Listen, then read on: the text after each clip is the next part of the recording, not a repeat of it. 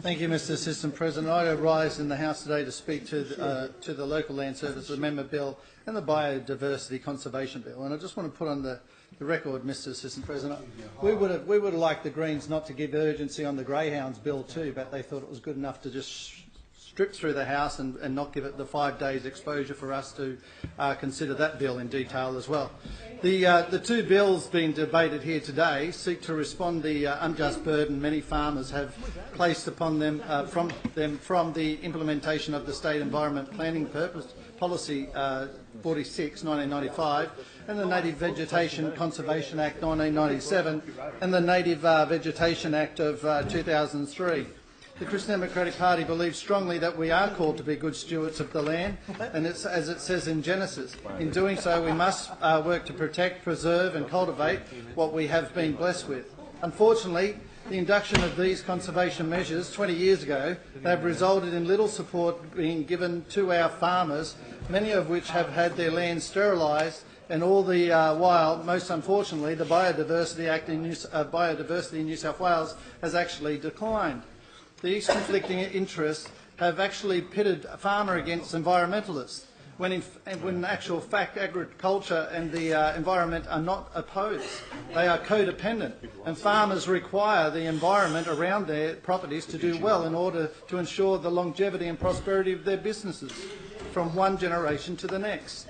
It has been said constantly in this chamber that farmers are the best environmentalists. Mr President, these bills seek to recognise farmers as a critical link in biodiversity management, and the government, in introducing these reforms, recognises that farmers actually require additional support to ensure that they can afford to properly manage their land, its crops and stock, while improving biodiversity on their properties.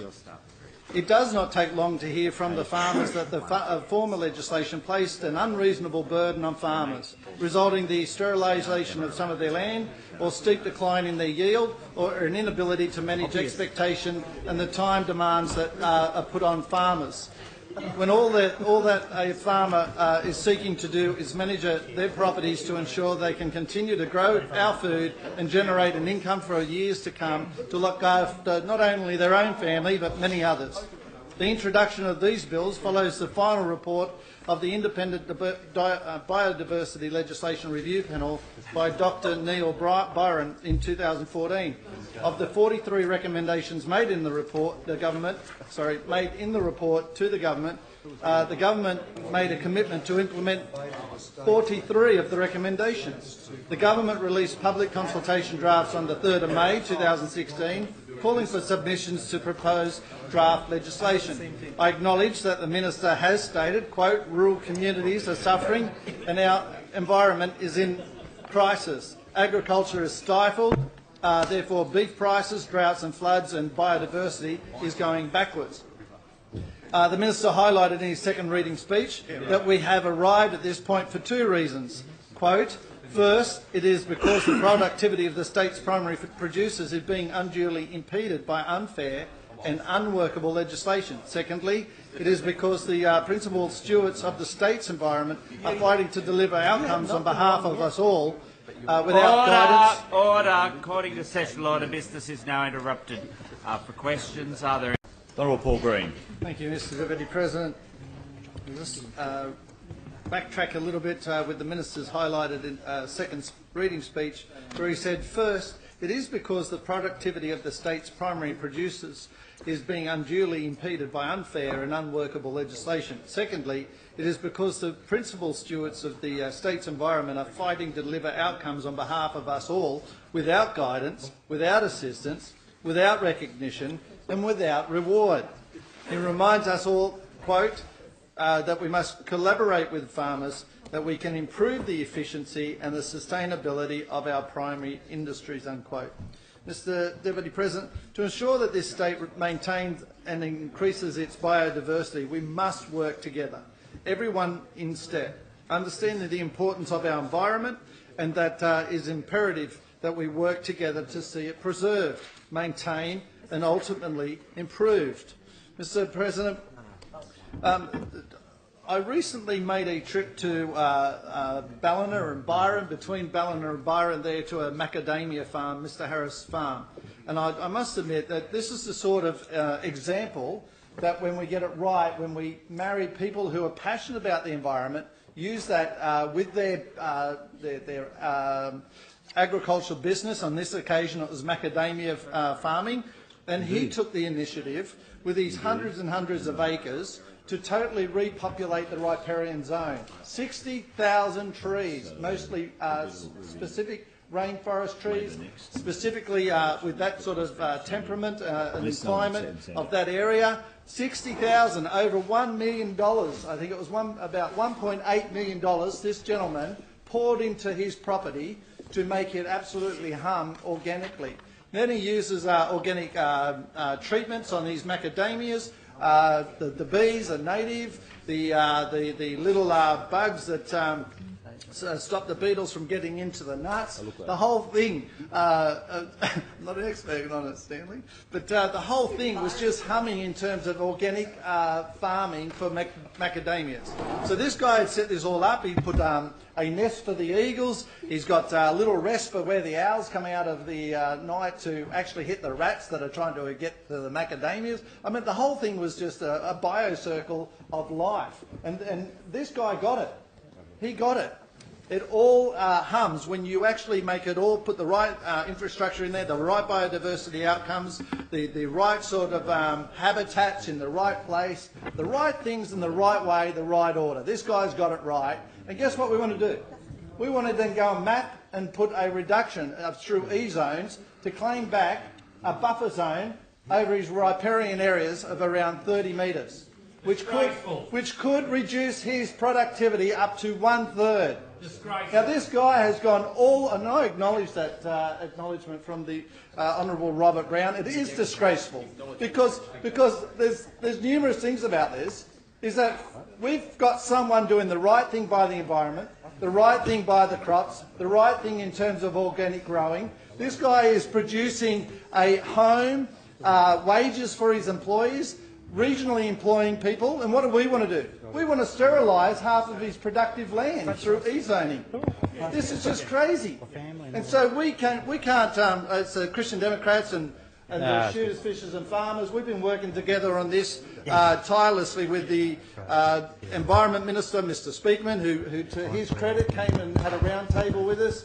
I know Mr Stokes, the Minister Stokes is going to come up early in the new year with us to have a look at this farm and see the type of thing that actually can work when people have a real care for the environment, but they have just as much passion to build their business and have a productive organic business with their crops and be able to produce not only a burgeoning market but also employ local people. So we'll look forward when Mr Stokes comes up with us and just sees the sort of indications where, you know, when we're getting it right, that's fantastic. When we're getting it wrong, we've got to be big enough to stand up and say, hey, we've got to go back and visit some of these planning rules. And this is one case up there at the macadamia farm that we need to go and revisit and make sure we're not sterilising not only this guy's property, not only his production, but also not sterilising his dream and quality of life for that property and handing it on to those he loves to further prosper from that input. So 60,000 trees, $1.8 million into riparian zones, the right habitat, increasing the habitat corridor, increasing the opportunity for aquatic animals to thrive. We want to encourage people to do this, Mr Deputy President, not whip them with mapping that then sterilise their areas and close down and sterilise some of their land because we know better. I'll tell you why we know better, because we're not paying his bills. And while ever we've got people writing laws that don't understand what it is to fork out the dollars to cover those bills, we've got a problem.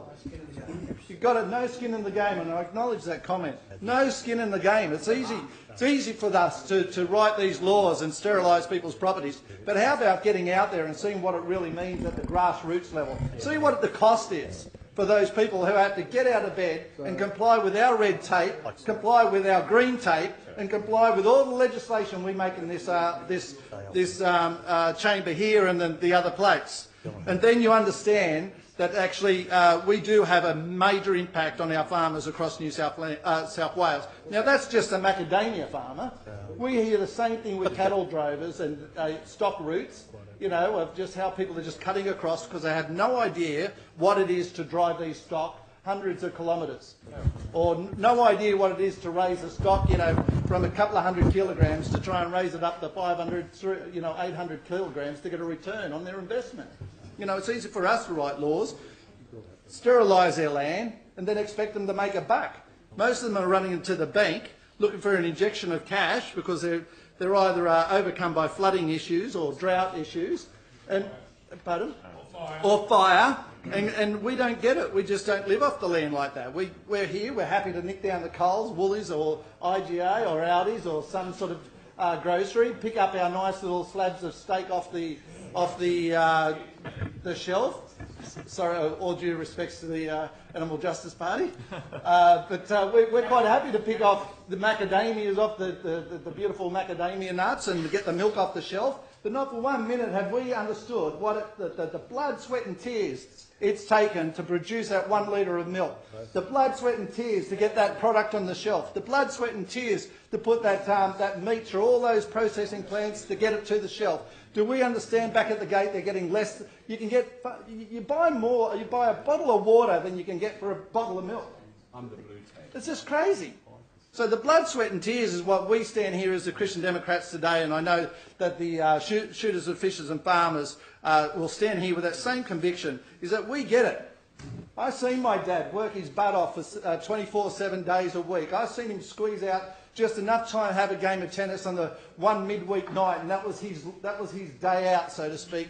And day in, day out, he was up at 4 a.m. and milking the cows and you know, running the crops and trying to deal with the noxious weeds and running down the road and trying to keep the stock going and also keep the calving going, also plant some corn, also make sure his paddocks have been rotated long enough, also making sure that the fences that have been broken down, also, you know, moving around the properties to make sure that everything's in sync. It takes a bit of effort to do all this. And then when we chuck something into the cog, like a piece of steel, it stops it all from operating smoothly. And these people work to a really biological clock. They know their land, they know their stock, they know their crops, and they need to make sure that it's on time, every time, with what they're doing with their land. They get it. So when we're making laws up here about biodiversity and certification, I can assure you this can be a big chink in their cog if we get it wrong. And we don't want to do that. So imagine, Mr. Deputy President, imagine if someone came into your home and said to you that you can only now use two-thirds of your home. The rest, we're going to preserve it. You have no right to go into your lounge room, no right to go into your kitchen. And by the way, you're going to actually have to maintain those 2 rooms. Maintain them at the cost, because the general public have ruled that we think they're so special that they actually have to be cut aside and sterilised and used for our good. Well, wouldn't we have a shock? And that's what we're doing to some of these farmers. So I think the Parliament, the government has got, the Nationals are certainly trying to make an understanding that the pendulum has swung so far one way that they need to bring it back, and I think this legislation moves somewhat to bring it back, that we're not sterilising that prime agricultural land, that we're giving them an opportunity to make a buck of it, we're giving them an opportunity to prosper, but we're also looking after the environment, and we're also going to nurture the biodiversity opportunities on their property. But we're going to do it in sync with them and their farming practices, not out on our own. And this is very important legislation to do that. So I now turn to speak on the Local Land Services Amendment Bill, Mr. Deputy President.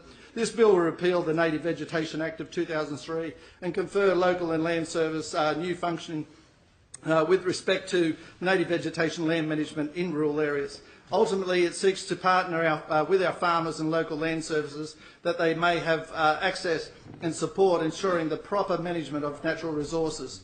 The land management framework has 4 key elements: the new criteria for determining land on which native vegetation impacts and are not regulated, new allowable activates new allowable activates permitting landholders to undertake routine land management activities without permission. New codes of practices permitting impacts on native vegetation in regulated rural areas, and of course a new clearing approval process that leverages the biodiversity offset scheme and requires triple bottom line decision making, and that's very important. This bill also provides for the production of native vegetation regulatory map to identify where clearing is regulated or not regulated. Under this map, land will be defined as Category 1 and Category 2. Category 1 will be land that is not regulated where the clearing of native vegetation takes place. Category 2 consists of two types. Category 2, regulated land, where the clearing of native vegetation is regulated and regulated, and Category 2, vulnerable regulated land, where clearing of native vegetation is regulated and subject to additional restrictions because it is vulnerable. The government has advised that the maps should be completed within 6 months. Following this, the maps will then be open for review for a further 6 months should proponents wish to raise concerns in regards to recategorisation of land. I also note that proponents have a right of review and judicial appeal against categorisation and recategorisation decisions. The bill seeks to manage impacts of biodiversity from native vegetation clearing in regulated area using a risk-based approach. In particular, the 3 responsive clearing pathways to be established by this bill include allowable activities, codes of practice and clearing approval. Now moving to the Biodiversity Conservation Bill. The Biodiversity Conservation Bill will repeal the Threatened Species Conservation Act 1995, Nature Conservation Trust Act of 2001 and parts of the National Park and Wildlife Act of 1974. It will also introduce statutory objects that will incorporate ecologically sustainable development. The focus of this will be maintaining resilient environment and biodiversity outcomes across the state. It has already been noted that the biodiversity in New South Wales is in decline.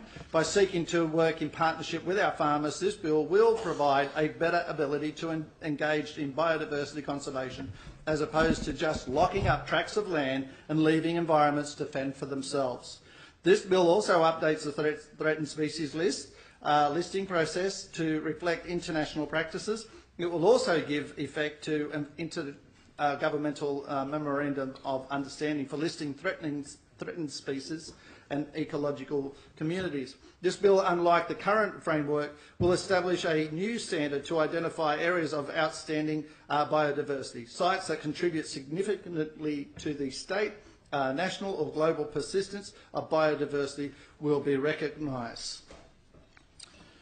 The bill introduces flexibility for the Office of Environment and Heritage to address the diverse areas of human-wildlife interactions, specifically supporting the Office of Environment and Heritage in placing a larger focus on activities that are greatest risk to wildlife conservation. The bill will also establish a new Biodiversity Conservation Trust. The trust will deliver the government's private land conservation program, including investment of $240 million already committed by the government. Mr Deputy President, I'll just quickly put on the record that I hope this doesn't go like the Section 88 waste levy that was put into a trust, a waste trust, to put back into local areas to save rubbish from landfill, and now goes into general revenue. That would be absolutely disgusting if we see this trust treated that way. We want to see that, even that trust, hypothecated back to local communities to keep waste out of our landfills. Mr Deputy President, I would like to think that this type of investment into biodiversity would elicit some form of acknowledgement from the Labor and Greens, who stand opposed to these bills. A new scheme will be introduced by this bill, the Biodiversity Assessment Method, or BAM, which will provide a transparent and consistent approach to biodiversity. Finally, this bill delivers a range of compliance tools to ensure enforcement action is appropriate to risk. The Office of Environment and Heritage will be responsible for compliance enforcement under both acts. Local Land Services will provide extension and advisory services for native vegetation management. Since the release of the draft bill for public consultation, I have been contacted by many concerned individuals and organisations, and some of them in the gallery tonight. We stand up for nature and have raised three concerns about this bill. Firstly, the key information such as the maps. Secondly, around the level of land clearing, and third, the clearing. Well, those two particular. Order. The time has expired. Speak faster. The